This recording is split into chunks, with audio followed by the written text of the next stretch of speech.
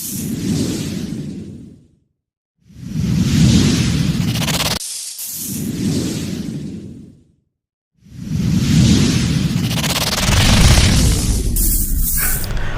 News స్వాగతం. నా పేరు కిరణ్ కుమార్. ఇప్పుడు హెడ్లైన్స్. ఆ విధంగా పార్టీ సంబంధించిన జిల్లా అధ్యక్షుడు పరశురామరాజు గారు అలాగే ఇతర పెద్దలందరూ కూడా ఈ కార్యక్రమంలో పాల్గొనడం జరిగింది.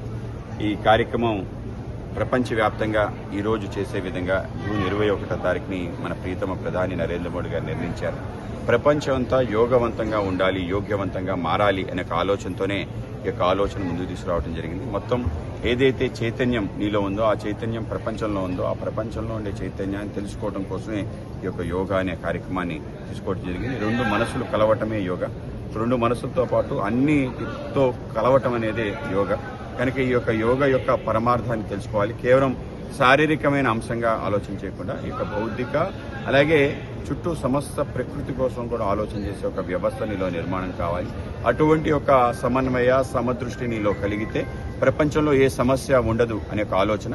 కనుకనే మన భారతదేశం ప్రపంచానికి వసుదైవ కుటుంబకం ఉంటుంది.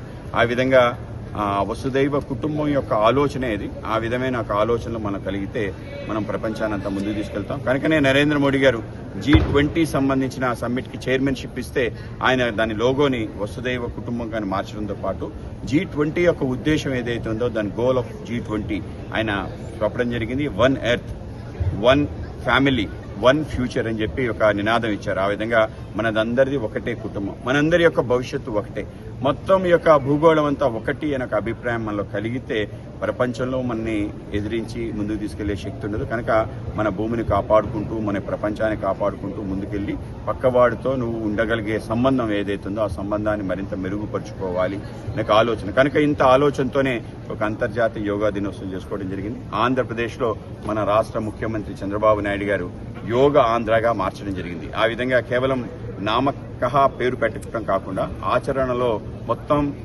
చిట్ట చివరి గ్రామం వరకు యోగాని తీసుకెళ్ళడం జరిగింది. అన్ని గ్రామ సచివాలయాల్లో కూడా యోగా దినోత్సవాన్ని చేసుకోవటం.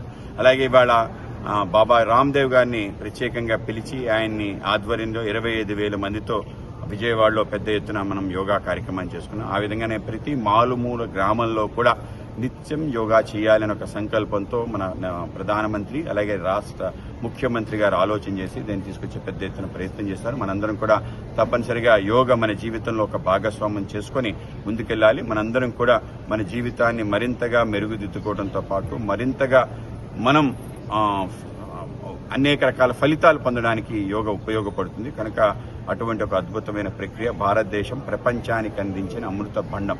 కనుక ప్రపంచంలో దీని ప్రాపర్టీ రైట్స్ కానీ ఇంటలెక్చువల్ రైట్స్ తీసుకోకుండా అందరికీ అందించాం. కనుక అందరూ కూడా ఈ జ్ఞానాన్ని అందుకుని ముందుకెళ్లాలి. ఆ విధంగా సమస్త మానవాళి యొక్క సుఖం సౌఖ్యం కోరుకునేదే భారతదేశం. కనుక భారతదేశం ప్రపంచానికి పరిచయం యోగా ద్వారా చేయాలి అని చెప్పే ఆలోచనతోనే నరేంద్ర మోడీ గారి యొక్క అంతర్జాతీయ యోగా దినోత్సవం పెట్టారు. కనుక ప్రతి భారతీయుడు తప్పనిసరిగా గర్వించి మనం రోజు అనుసరించాల్సిన అంశం.